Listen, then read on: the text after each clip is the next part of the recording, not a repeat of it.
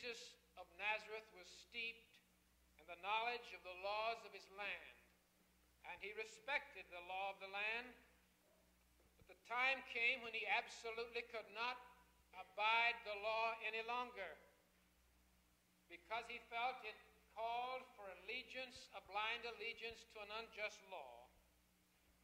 He felt that certain laws were harmful, and so he committed himself to changing them. There is almost a fanatical commitment to wealth and power and speed in the United States of America, and it is turning many of us off. The price is simply too great. And a good example is the plan to remove the trees on Canoga Boulevard. You noticed in the newspaper a simple little note that the trees are diseased and they're going to be moved. What you did not see is that the trees are probably not diseased. And even if they were not diseased, the plan is to remove the trees anyway.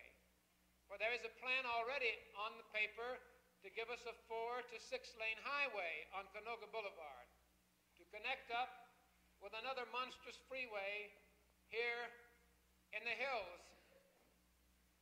And I can't even think of the name, at Mulholland Drive. That Mulholland freeway was initially a little scenic lane to hug the hills and eventually wind up near Oxnard, letting people see it, appreciate what we have. Now it is a monstrous freeway, not with 57 curves, but with 11, stretching out like a concrete monster over the homes. No longer is the state, I'm told, interested in it, so now it'll be LA County and city, and the people whose homes are ruined in many ways will be asked to pay for it. And most of the power and the money, I understand, is not local money at all, but is multi-million and billion-dollar industries out of New York State. And the people who live in the valley apparently will have nothing to say about it unless there is a commitment to something besides wealth and money and speed and power. Already, about a couple of hundred local people here are fighting it in every way that they know how. We're trying to connect up with local groups all along this proposed freeway that we believe we do not need, because we have a commitment to those hills, to wildlife, to parks, to children, and to quiet. And I'm also told that the secret is in what the numbers feel, that even though it's already on paper, there is something that we can do about it. And we're going to be asking you, all of you who are interested, to work with many people who want to stop the rape of Malibu Canyon.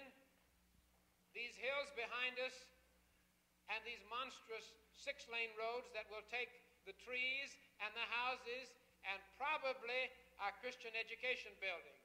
We believe that that's a mistake. We believe that it's unnecessary, and we believe if we do not have every single fact correct, that we'll continue until we get it, and ask you, if you agree with us, to work with us, and if you don't, then to fight us. Blind commitment stifles and closes doors. Wide open commitment releases energies and frees men from oppression. This service this morning is a beautiful example of what commitment of time and energy means once you buy the package. Because of time, I want to bring together this simple thought that I've made in these words. Jesus of Nazareth was a committed man. He was concerned about human life. His greatest commitment was to the sacredness of personality. And herein lay his dignity and the hope of men who followed after him. I believe it's important for us, when we see the word commitment, to look at it carefully and ask ourselves, indeed, is it a commitment at all? Or in some blindness, are we being pushed around by what our parents thought, or what the Democrats or Republicans think, or some other fraternal organization, and indeed it has little to do with us. The key, I believe, is the sacredness of all life.